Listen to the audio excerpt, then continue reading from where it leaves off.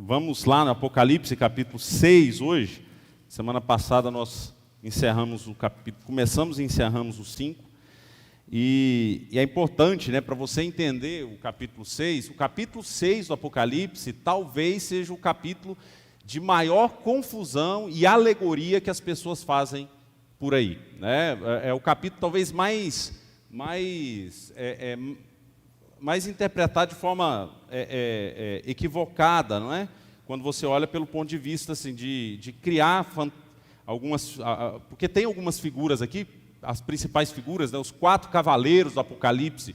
Quem já estudou o Apocalipse já deve ter ouvido falar disso, os 4 cavaleiros do Apocalipse, o que significa, na verdade, isso. Então, assim, de forma, não querendo assim, ser presunçoso e achar que a gente vai dirimir todas as dúvidas desse capítulo 6 aqui, mas é ponto pacífico de que nós precisamos, ao máximo, separar um momento para entender ponto a ponto desse capítulo. Obrigado, Wagner.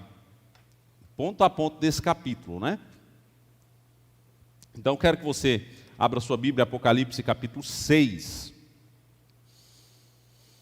Nós vamos fazer a leitura dos 17 versículos do capítulo, e aí a gente depois volta, como a gente fez na semana passada, versículo a versículo, para a gente estar entendendo esse Apocalipse. E é importante a gente fazer essa exposição pausada, tá bom? Vamos ver se a gente conclui, Não sei se a gente vai conseguir, mas se concluir, ótimo, se não... Fica para a próxima semana a gente concluir o capítulo 6. Que nós temos um tempo também. Vi quando o Cordeiro abriu um dos 7 selos e ouvi um dos 4 seres viventes, dizendo, como se fosse voz de trovão, vem. Vi então, eis um cavalo branco e o seu cavaleiro com um arco. E foi-lhe dada uma coroa, e ele saiu vencendo para vencer. Quando abriu o segundo selo, ouvi o segundo ser vivente dizendo, vem. E saiu outro cavalo, vermelho, e o seu cavaleiro. Foi-lhe dado tirar a paz da terra para que os homens se matassem uns aos outros. Também lhe foi dada uma grande espada. Quando abriu o terceiro selo, ouvi o terceiro ser vivente dizendo, vem. Então vi, e eis um cavalo preto, e o seu cavaleiro com uma balança na mão. E ouvi uma voz que no meio dos 4 seres viventes, dizendo, uma medida de trigo por 1 denário, 3 medidas de cevada por 1 denário, e não danifiques o azeite e o vinho. Quando o Cordeiro abriu o 4º selo, ouvi a voz do 4º ser vivente, dizendo, vem.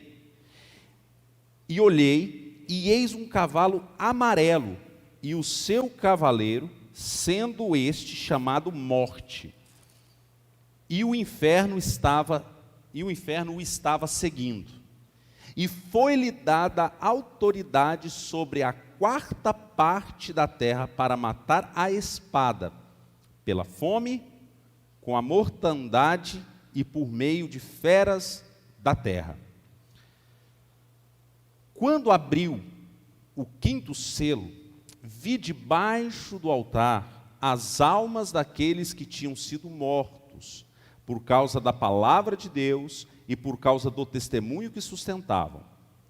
Clamaram em grande voz, dizendo, até quando, ó soberano Senhor, santo e verdadeiro, não julgas nem vingas o nosso sangue dos que habitam sobre a terra? Então, a cada um deles foi dada uma vestidura branca, e lhes disseram que repousassem ainda por pouco tempo, até que também se completassem o número dos seus conservos e seus irmãos que iam ser mortos, como igualmente eles foram. Vi quando o Cordeiro abriu o 6º selo, e sobreveio grande terremoto. O sol se tornou negro como saco de crina, a lua toda como sangue, as estrelas dos céus caíram pela terra como a figueira, quando abalada por vento forte, deixa cair os seus figos verdes. E o céu recolheu-se como pergaminho quando se enrola. Então, todos os montes e ilhas foram movidos do seu lugar. Os reis da terra, os grandes, os comandantes, os ricos, os poderosos, e todo escravo e todo livre, se esconderam nas cavernas e nos penhascos dos montes. E disseram aos montes e aos rochedos: caí sobre nós e escondei-nos da face daquele que se assenta no trono e da ira do Cordeiro. Porque chegou o grande dia da ira deles, e quem é que pode suster? Obviamente, queridos, para a gente compreender o capítulo 6, se você não entender o capítulo 5, vai ficar complicado você entender o capítulo 6. Porque, se a gente olhar em termos de contexto, uma coisa que nós falamos lá no início, quando nós estávamos estudando Apocalipse, é que o livro de Apocalipse não é um livro que você tem que ler o capítulo 1 e ele vai numa progressão até chegar no capítulo 22, como se fosse assim, um evento único. Olha, as fases da história é o 1, depois o 2, depois o 3, até chegar. Não, nós estudamos isso lá no início, dizendo que o Apocalipse se divide em 7 sessões. Essas 7 sessões contam a mesma história em diferentes ângulos. Nós estamos aqui na segunda sessão, contando sobre um ponto de vista diferente o que está acontecendo na história. E preste atenção, o que eu quero dizer com isso? Apocalipse conta uma história apenas, a história da redenção, a história da humanidade. Só que lá dentro tem 7 câmeras, certo? Uma de um lado, outra do outro, outra em cima, certo? A primeira câmera nós estudamos já, do capítulo 1 até o capítulo 3.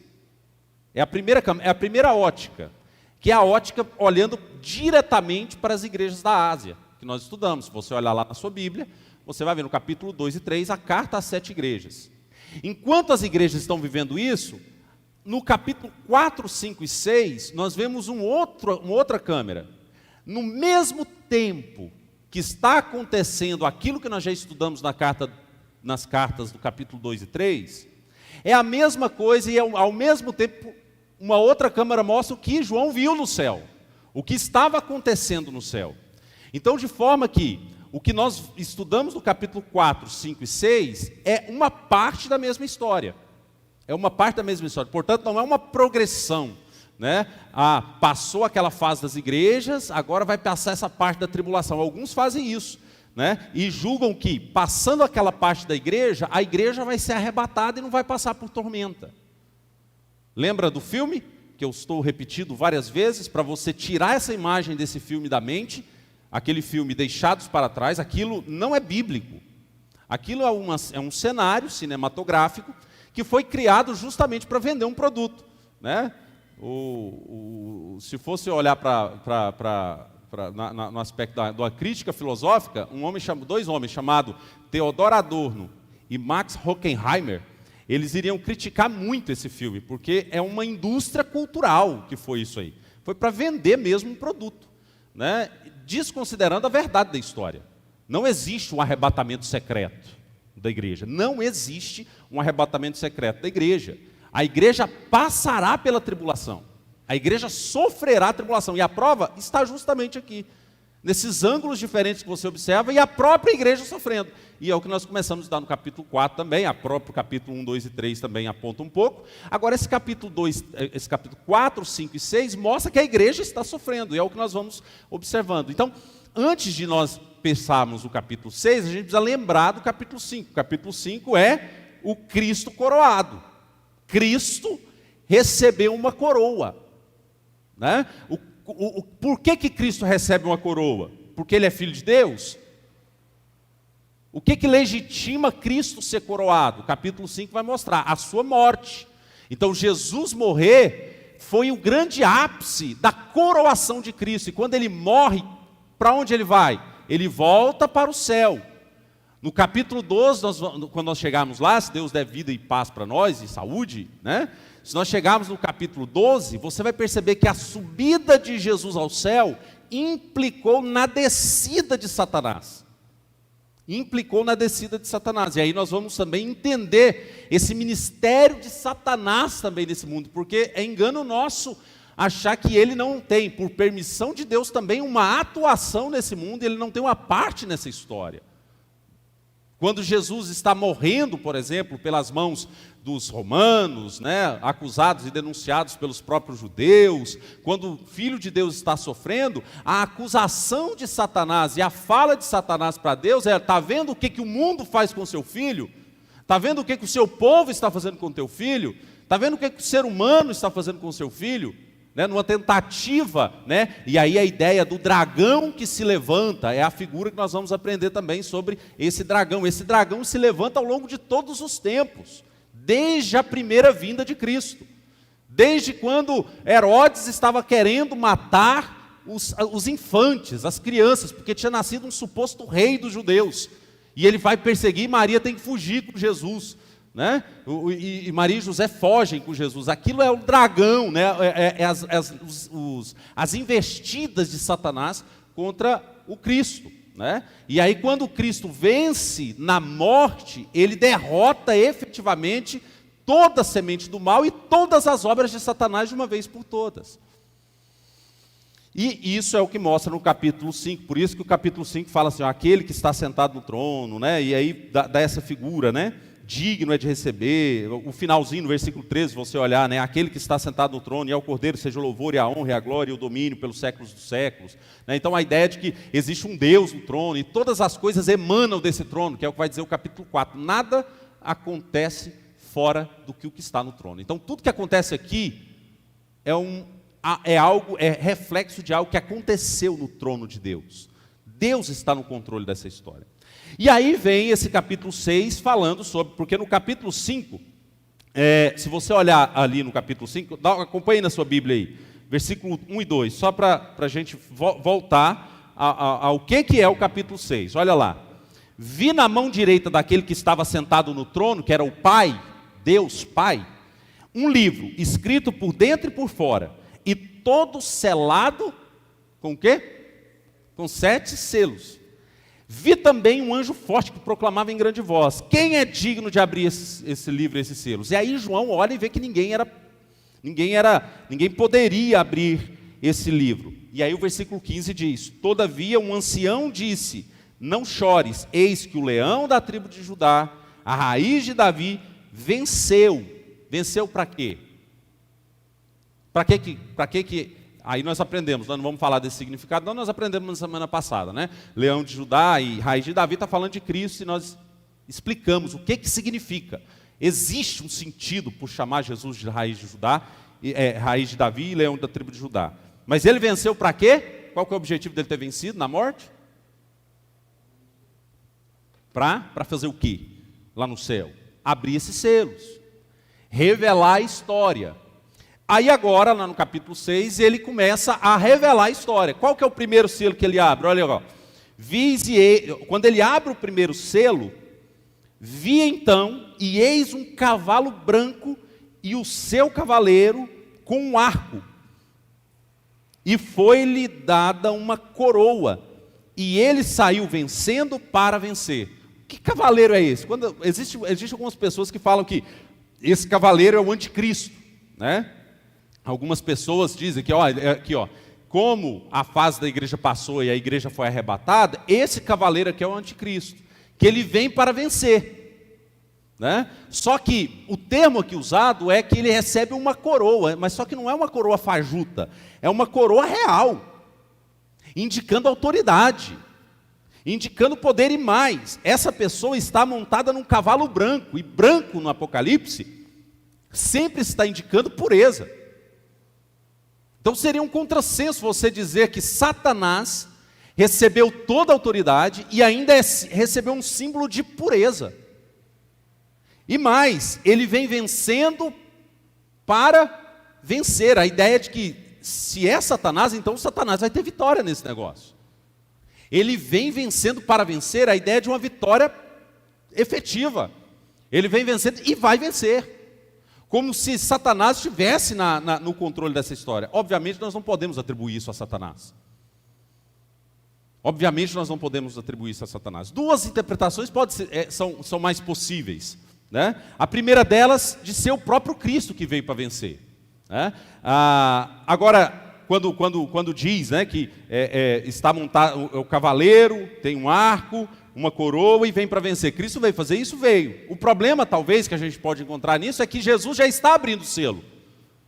Se é ele que está abrindo o selo, ele está abrindo o selo e ele está ali dentro? Não, ele é quem está abrindo o selo. Tem outra figura. É uma figura, não é ele que é o ativo nesse cavalo branco.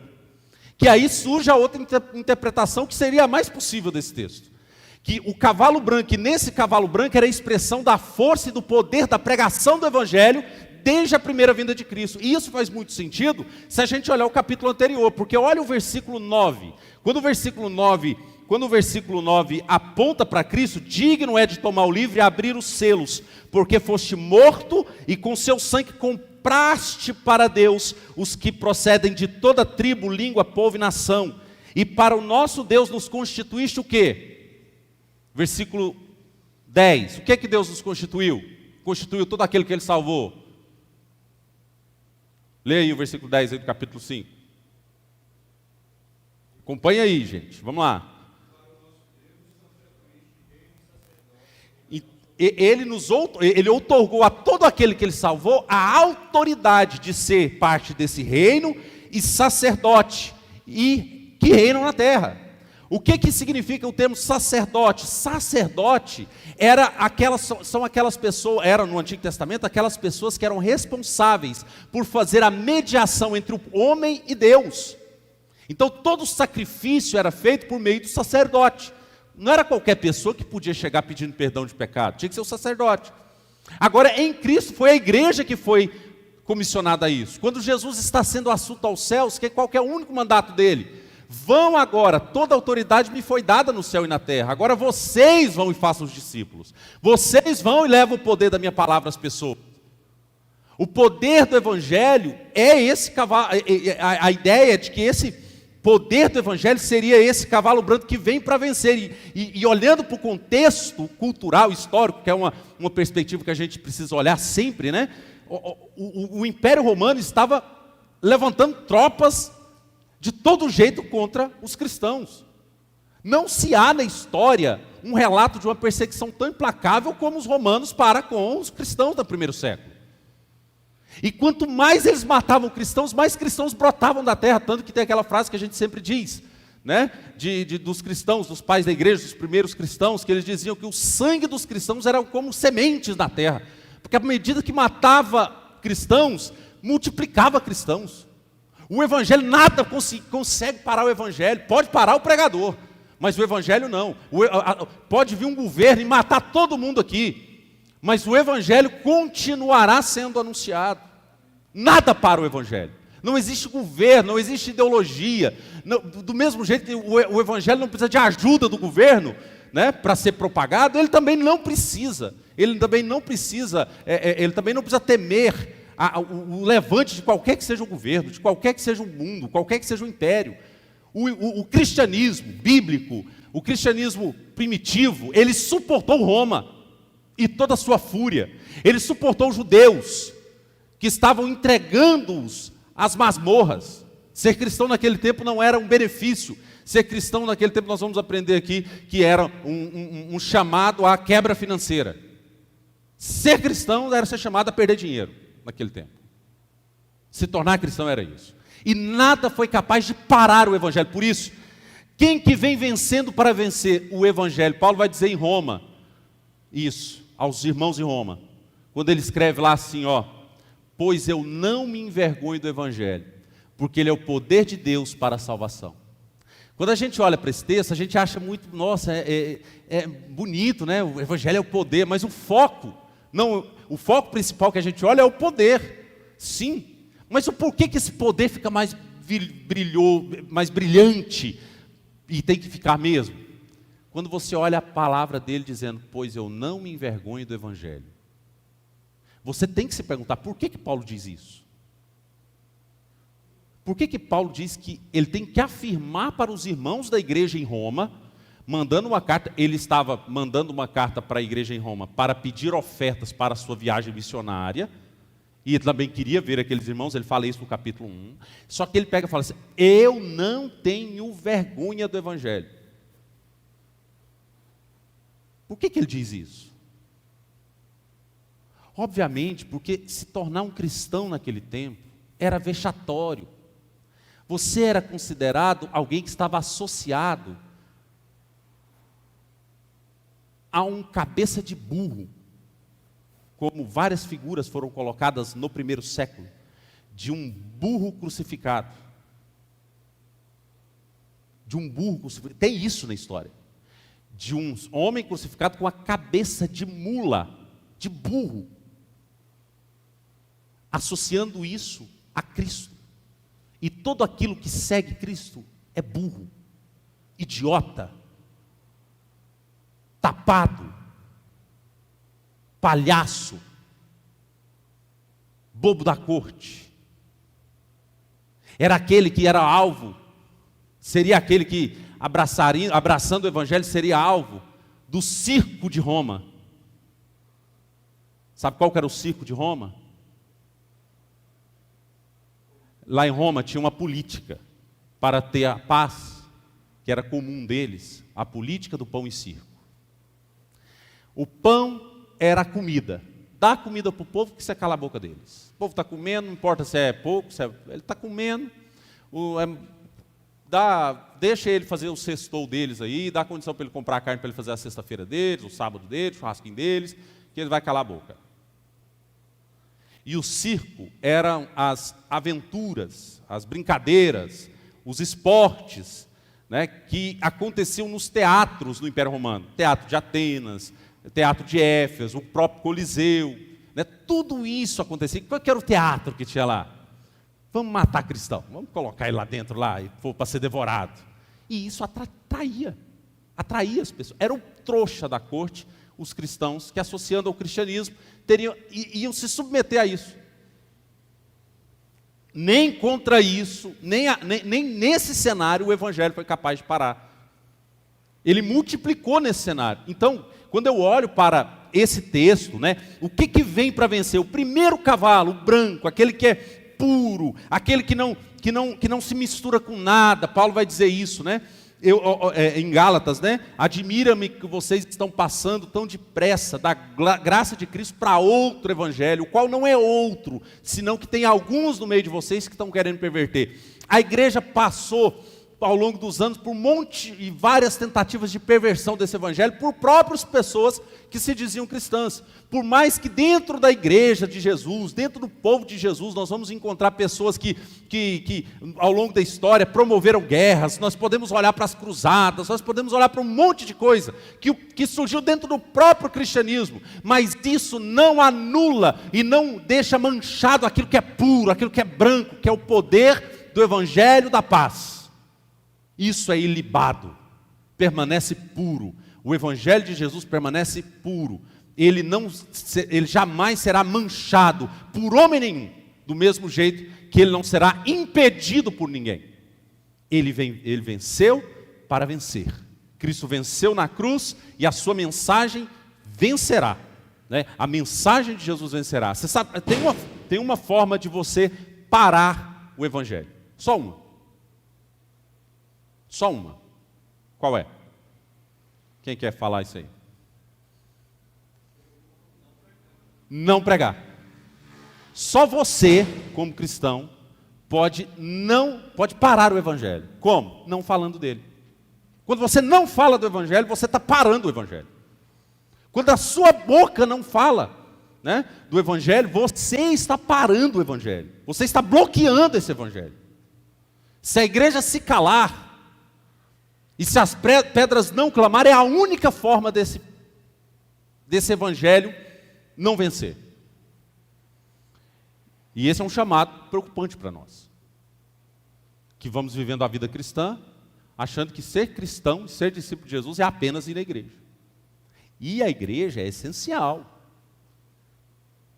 Se você não estivesse aqui agora, você não estaria ouvindo coisas que talvez você precisa reciclar, ou que você nunca ouviu, ou que você precisa ressignificar na sua vida. Então, o primeiro selo, Evangelho. Anota aí do lado da sua Bíblia aí, ó, Evangelho. Segundo selo, vamos lá. Quando abriu o segundo selo, ouvi o segundo ser vivente dizendo: vem. E saiu outro cavalo, vermelho, e ao seu cavaleiro foi-lhe dado tirar a paz da terra, para que os homens se matassem uns aos outros. Também lhe foi dada uma grande espada. Obviamente, esse segundo selo, né, mostra o segundo cavaleiro como um aspecto de alguém que veio promover uma perturbação da paz, né? É alguém que é divisor, né? É promotor de guerras, né? Então, a este foi dado espada. Quando você olha Jesus no seu discurso, né, no seu discurso apocalíptico, ele vai falar que nos últimos tempos nós veríamos isso, né? Nós veríamos isso de forma mais acentuada. O que esse texto está nos trazendo é que o segundo selo, se por um lado o primeiro selo é o poder do Evangelho, esse poder do Evangelho pregado será associado, a partir desse Evangelho pregado, será associada a algumas consequências. A primeira delas, guerras por todo lado.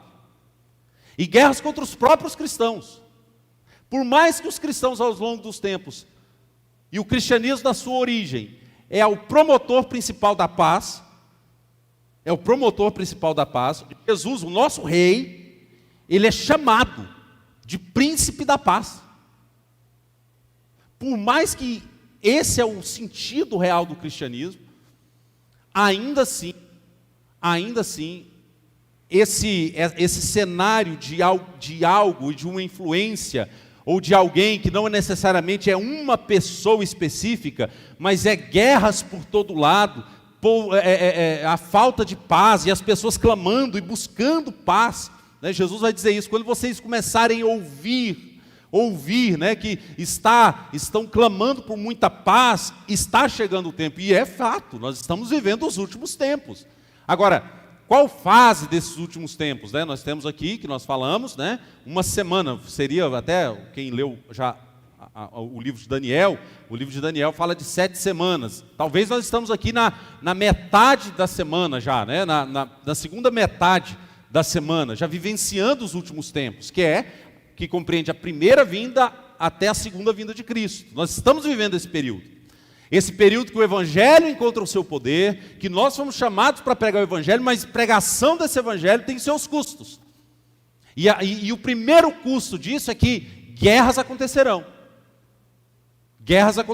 contra os próprios cristãos. E daí vem o terceiro selo, quando diz lá assim: quando abriu o terceiro selo, ouvi o terceiro ser vivente dizendo: então vem. Então vi, e eis um cavalo agora um pouco mais severo, né?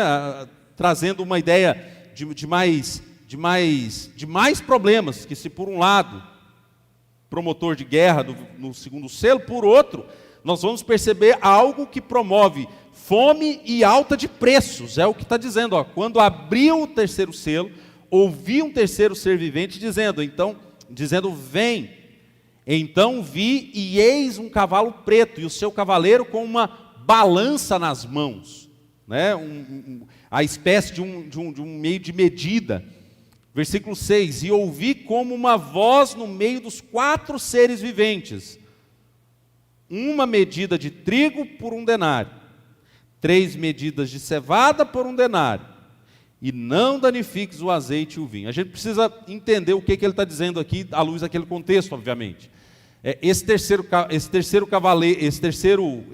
selo mostra um cavaleiro preto, né, num cavalo preto, e ele usa algumas figuras aqui, como a própria balança, né, que era instrumento comercial na época, e ele faz um jogo de palavras aqui, que a gente precisa entender ele aqui. Olha só: uma medida de trigo por um denário. 3 medidas de trigo de cevada por um denário. O que era o denário na época? O denário era uma moeda, né? Era um meio de valor, né? E um denário era equivalente a uma diária de serviço braçal, provavelmente um trabalho de um pedreiro, né? Talvez um pouco menos, às vezes até do que um servente olhando para o nosso tempo. Mas girava em torno, se a gente for traduzir para o nosso tempo, seria algo em torno de 70, 80, até 100 reais. Seria esse meio. O que ele estava dizendo aqui? Olha, chegará um tempo em que haverá uma fome instalada no mundo. Haverá uma fome instalada no mundo. E essa fome ocasionada por uma inflação dos preços. Os preços estão subindo.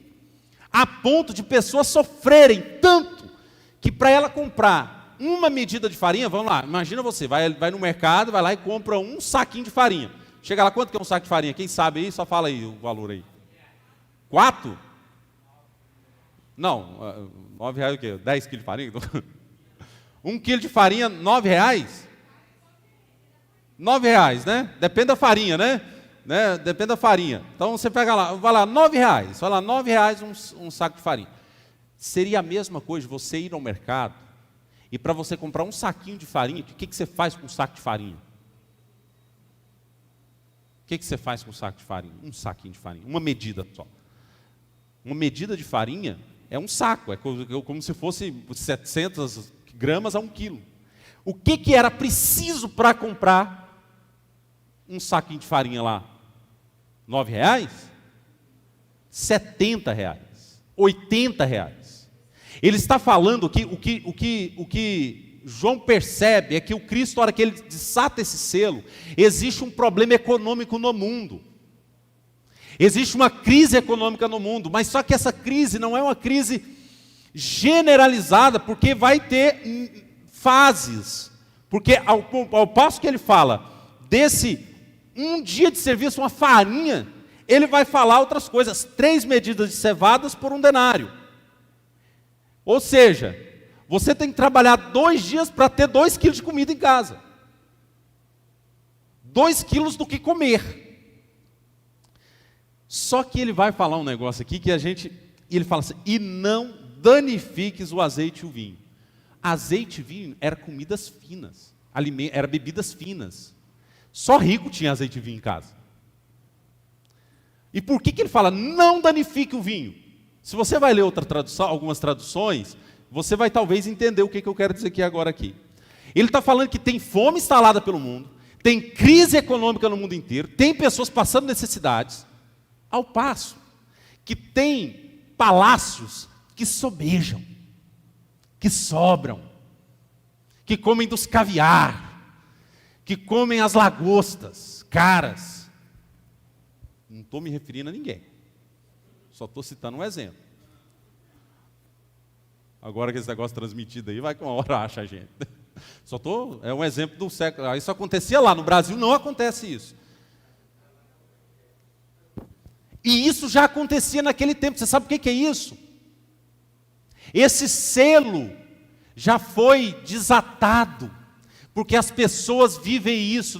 O que João vê e percebe é que há uma desestrutura social. Só que o cristão, quando ele vê isso, ele recebe uma mensagem. Qual que é a mensagem para o cristão? Não danifique o azeite e o vinho.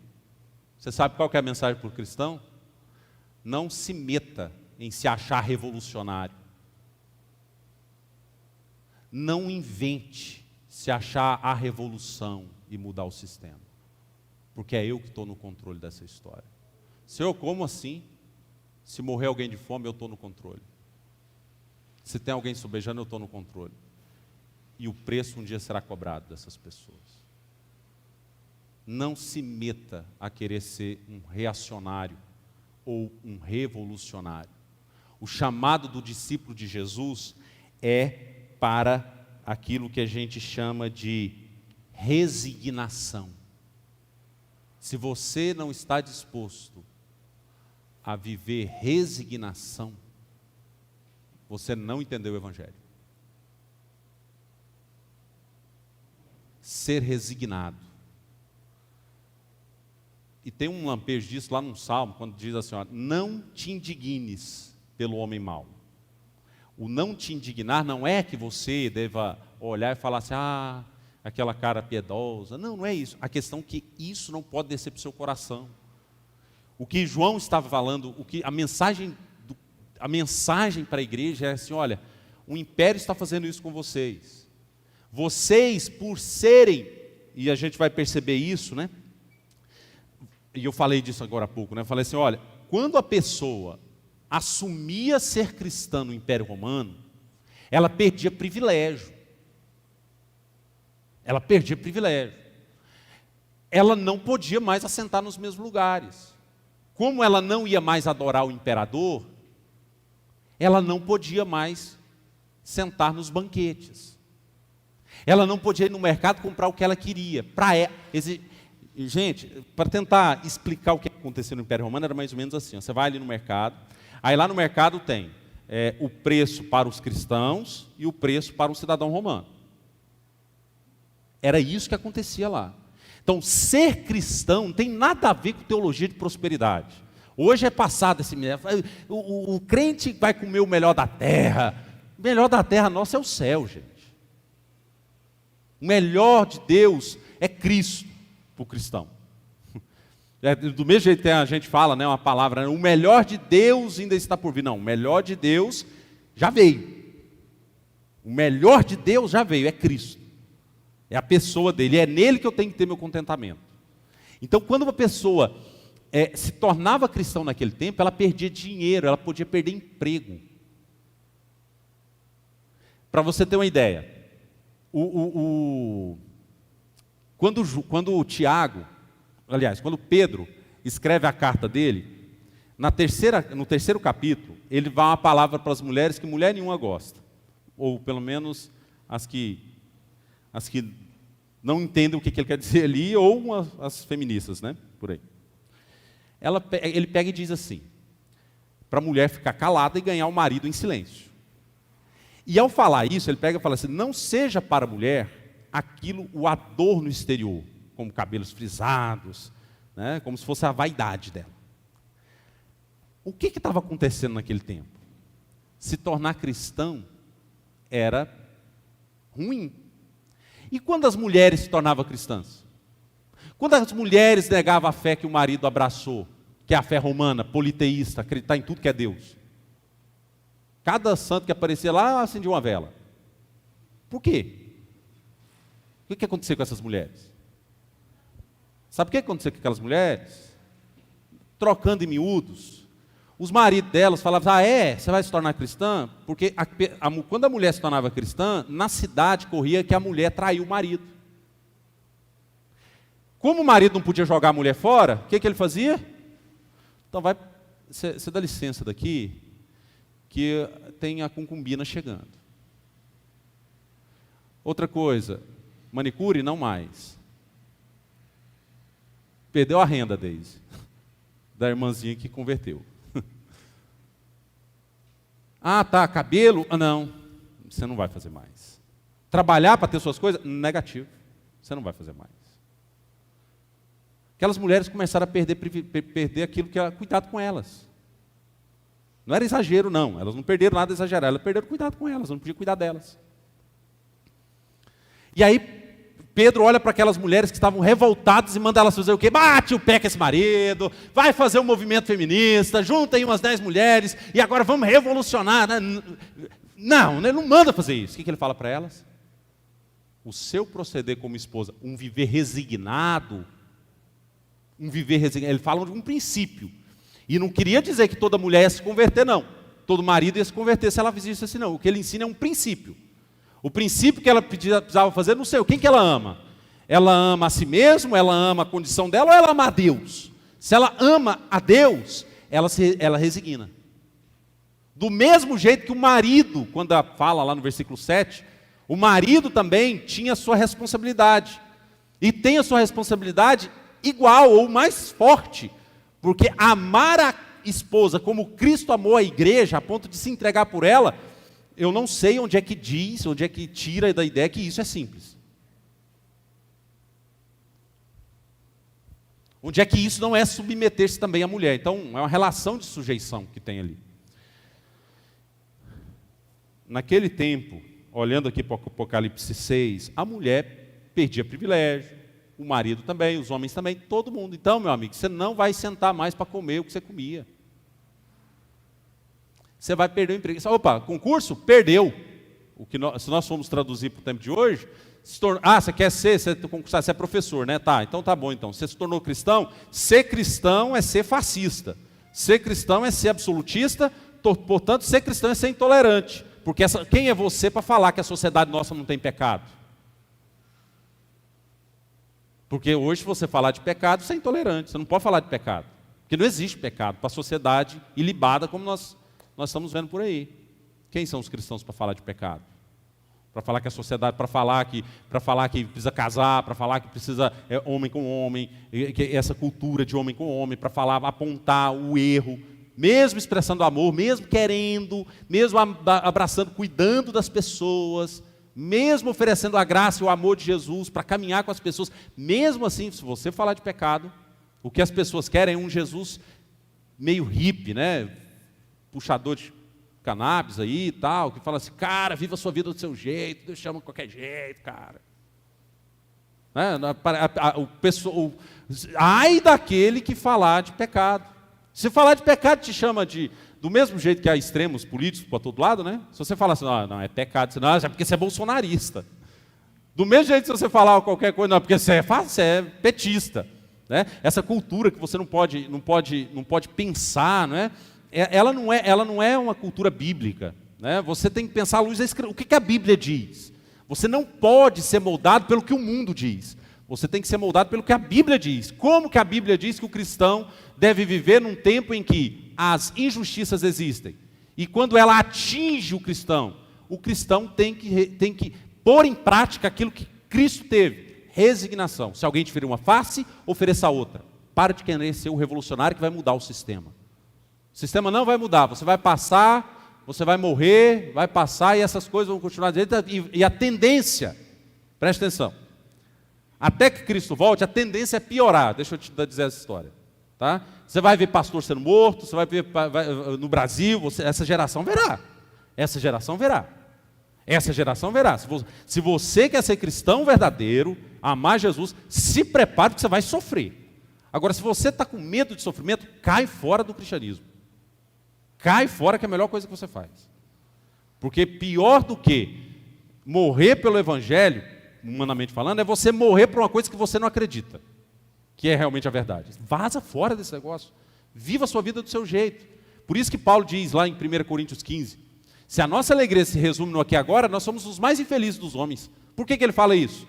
Ele fala isso porque assim, olha, se você está aqui dentro, se você caminha comigo e acha que a sua vida aqui na terra é reinar aqui, você é infeliz, porque você não vai nem para o céu, porque você não entendeu o Evangelho, e você nem vai viver o mundo aqui. Então vai desfrutar da sua vida, porque pelo menos você vive aqui do jeito que você quiser, o seu Deus é você mesmo, o seu prazer, a sua vida. Viva a vida, cara. Né? Vai viver a sua vida. Agora, se você estiver disposto a abraçar o Evangelho de Jesus, abraça a resignação que Ele está mandando. Você verá muita coisa acontecendo. Isso aqui, obviamente, a gente vai entender um pouco melhor isso quando a gente chegar lá no final do capítulo, lá no 5º selo, e que você vai ver que essa resignação, ela precisa ser completada. Né? Resignação não é apatia. Você vai entender isso, mas eu peço que a gente leia pausadamente esses textos. Tá bom? Vamos lá então? 4º selo. Quando o Cordeiro abriu o 4º selo, ouvi a voz do 4º ser vivente, dizendo, vem, e olhei e eis um cavalo agora amarelo, e o seu cavaleiro, sendo este chamado Morte, e o inferno o estava seguindo. E foi-lhe dada a autoridade sobre a 4ª parte da terra para matar a espada pela fome, pela mortandade e por meio das bestas feras. Aqui agora mais severo ainda. Né? Se por um lado tinha uma fome instalada, né? Um problema de fome no mundo, agora morre de fome. Parece que o quarto cavaleiro é alguém, o amarelo, como diz, chamado Morte e o Inferno, seguindo, mostra uma certa ação mais, vamos falar assim, mais severa desse espírito no mundo, né? Vamos dizer, dessa influência no mundo. Agora a morte vai de mais severa, as pessoas vão morrer de fome, né? Então, quando esse selo é aberto, esse selo aponta para uma severidade ainda maior, e mais, foi dada autoridade para dizimar pessoas, matar de fome e pela espada. E aqui ele está falando, incluindo os cristãos. Aí eu te pergunto, os cristãos passarão pela tribulação? Óbvio! O que estava acontecendo aqui? Quem que estava ali? Tinha crente ali não? O João não era crente não, por um acaso? O João não era crente não? Né? Lembra um sujeito aí, o André Valadão, né? Qualquer coisa, uma pergunta que eles fazem lá, essas perguntas bestas, você não é crente não? Vocês não é crente não? João não era crente não? João não era crente não? Ele era crente. E o que ele estava fazendo? Colônia de férias lá na ilha de Patmos? Retiro espiritual na ilha de Patmos? Pregando na conferência prosperidade financeira para o crente? Montando o livro do coach gospel agora, porque agora você vai olhar para frente, você vai vencer. Era isso que ele estava lá aqui na terra? Não. Ele estava lá exilado, ele viu seus amigos morrer. Imagina, desculpa a expressão, imagina a desgraça na igreja lá. Ele manda essa carta, gente, João escreve essa carta para a igreja de Éfeso, Esmina, todas aquelas 7 igrejas. E agora essa carta está sendo lida lá, um cenário que, semana passada estava lá o William estava aqui na semana passada, cadê ele? Não, ele foi crucificado ali ontem. Ah, mas cadê os filhos dele? Cadê a esposa, o filho? Não, foi vendido como escravo para a Ásia. Ah, mas cadê o fulano? Ah, o sujeito estava assistindo o YouTube aí, quem está no YouTube, tem sujeito estava assistindo, mandou um bom dia, graça e paz, irmão, se alguém mandou aí, cuidado. Né? A semana que vem chega, cadê o fulano? Não, a guilhotina caiu na cabeça dele lá. Era isso que estava acontecendo lá, irmão. Não tinha crente lá, não? A igreja passará pela perseguição, pela tribulação. Prepare, abre aspas, né? Prepare o lombo. Prepare para sofrer. O cristianismo nunca foi associado à vitória, à prosperidade, a bem-estar. Não, humanamente falando. Nunca foi associado. Evangelho não é autoajuda. Evangelho é a ajuda do alto. Evangelho não é autoajuda. Evangelho é um Deus soberano que entra no seu coração e faz da sua vida algo, um arraso de cosmovisão. Qual que é a cosmovisão? Paulo em Filipos. Pois eu sei viver feliz em qualquer situação. Eu sei ter tudo e sei não ter nada. Eu sei ser rico, eu sei ser pobre. Eu sei passar por momentos de esbanjar comida em casa, mas eu sei passar fome. Porque todas as coisas eu posso naquele que me fortalece. Quer vida mais resignada do que esse homem, gente? Quer vida mais resignada do que Pedro? Que diante daquele cenário absurdo de perseguição, ele vai para a frente do povo em Jerusalém e faz um discurso e 3.000 vidas se convertem a Jesus. 3.000 batizados num só dia. 3.000. Ousadia para pregar o evangelho. E esse mesmo homem vai ser crucificado depois. E pede para ser crucificado. Ele pediu para ser crucificado de cabeça para baixo. O povo ia crucificar ele de cabeça para cima, normal, igual o Cristo. Com cabeça de burro lá. Mas ele pede, eu não sou digno para ser crucificado igual o meu Senhor. A dignidade dele não era o sucesso na vida. A dignidade dele era quem? Jesus. Essa é a minha dignidade.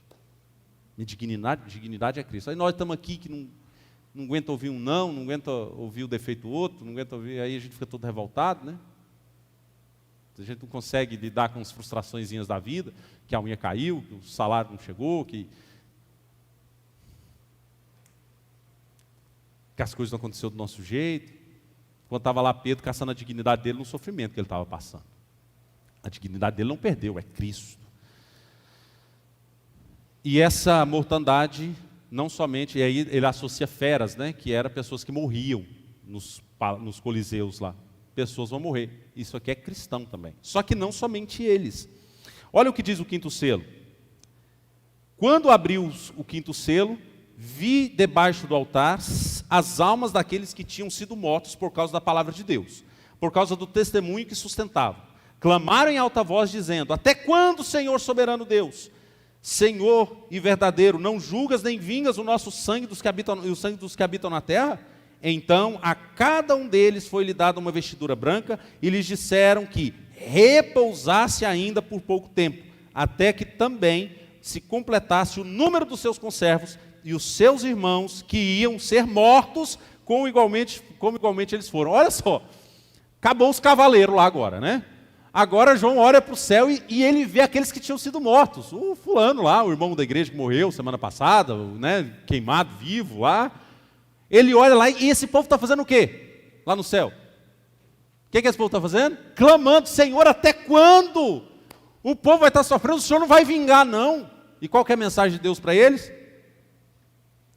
Descanse. Repouse. E eu vou conceder a vocês uma vestidura branca, pureza. E aí diz para ele, versículo 11, né? Descanse, até que se complete o último mártir, até que mate o último dos meus eleitos. Então, meu amigo, você vai ver crente morrendo nesse mundo aqui até a volta de Jesus. Você vai ver sofrimento, tudo isso aqui acontecendo até a volta de Jesus. Até o último dia estará isso acontecendo. Ah, eu não acredito nisso, eu não quero saber disso, não concordo com isso. Beleza, você vai continuar vendo, mesmo não acreditando. Você verá isso. Você verá fome, você verá essas dores todas, você verá esses problemas todos, você verá pessoas morrendo por amar a Jesus, como acontece ao longo de todos os tempos. Você verá isso, até o último dia. Até o último dia. E se prepare para ser você, talvez é seu filho, talvez é seus netos, né? Talvez você vai morrer morte natural, né? Mas seu filho não. Seus filhos talvez morrerão por espada, né? E você descansa o coração. O que é esse quinto selo mostra? Um clamor dos mártires, daqueles que tinham sido decapitados. Eles chegam no céu e eles estão clamando a Deus, porque o sofrimento era doloroso, estava machucando. Sexto selo, e aqui o sexto, não porque o sétimo, porque o que é o sétimo selo? O sétimo selo é o recomeço da história, é o recontar da história. Por que fecha no sexto? O sexto é o número dos homens. Então o sexto selo, por que ele não fala do sétimo? Porque quando for falar do sétimo selo, o sétimo selo é as 7 trombetas, que começa de novo. Lembra do que eu disse? 7 ângulos diferentes. Então o sétimo selo é o recontar dessa história. Agora eu vou mudar a tomada da câmera. Agora olha por aqui que está acontecendo. Primeiro a igreja, agora uma visão do céu. O que o céu está dizendo que vai acontecer na terra? Vi o cordeiro que abriu o sexto selo e sobreveio grande terremoto. O sol se tornou negro como saco de cinza, de crina. A lua toda como sangue. As estrelas como céus que caíram pela terra, como a figueira quando abalada por vento forte. Deixa cair os figos verdes, e o céu recolheu-se como um pergaminho quando se enrola. Então todos os montes e ilhas foram movidos do seu lugar. Os reis da terra, os grandes, os comandantes, os ricos, os poderosos, e todo escravo e todo livre, se esconderam nas cavernas e todos os penhascos dos montes, e disseram aos montes e aos rochedos: caí sobre nós e escondei-nos da face daquele que se assenta no trono, e da sua ira e do cordeiro, porque chegou o grande dia da ira deles, e quem é que pode sustê-los? O que está dizendo isso aqui? Aqui está dizendo a imagem do fim dos tempos. Quem é que sobrevive à estrela caindo do céu, sol se tornando negro, a lua como sangue? O texto aqui diz que o céu recolheu como um pergaminho na história. A história findou, Cristo veio. E Cristo vindo, estabelece-se o final de todas as coisas. Só que isso traz consequências. E qual que é a consequência? Aqui ele usa no verso 15, se você olhar o verso 15, ele usa os reis da terra. Olha bem, isso aqui é importante você entender. Ó, os reis da terra, os grandes, os comandantes, os ricos, os poderosos e todo escravo e livre. São 6 grupos. Por que todo escravo e livre é um grupo só? Na monarquia romana, no Império Romano, existia 2 classes de escravos. O escravo preso e o escravo livre. Todos eles eram escravos. Né? Então, quando usa todo escravo e livre, é tudo escravo. É que existia alguns que conquistavam o direito de ser mais livres, né? Mas eles continuavam escravos. O que está dizendo? O juízo final chega. O juízo final vem e não vai tardar. Ele chegará. Chegará o tempo que todos os inimigos do Senhor se cairão aos seus pés. O que a gente aprende com o capítulo 6? Mais uma vez, um descanso de que há um Deus nessa história. Mais uma vez, eu preciso aprender a descansar na resignação que eu tenho em Deus. E mais uma vez, eu preciso aprender a cantar e entoar: Maranata, ora vem, Senhor Jesus. Essa é a nossa saída. A nossa saída não é um governo humano. Os judeus queriam um governo humano. E eles foram condenados por isso. E nós sabemos o que deu na história, eles esperarem um governo humano.